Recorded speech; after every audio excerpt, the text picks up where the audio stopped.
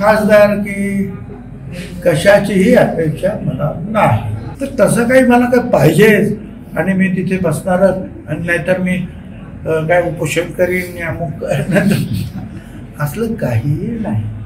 आतापर्यंत जनतेनं जे काय दिलं त्याच्यामध्ये मी समाधान.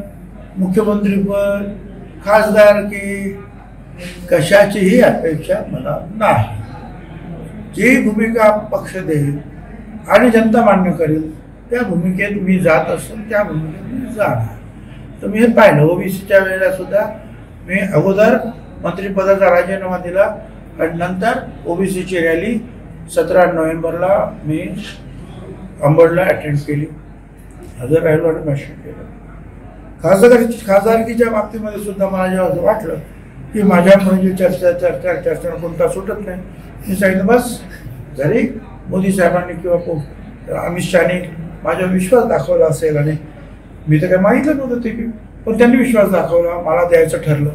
पण आता जर काही अडचणी असतील ह्या 3 पार्टीजमध्ये तर मी दूर होतो, मी उभं राहत नाही, लवकर निर्णय घ्या सांगितलं.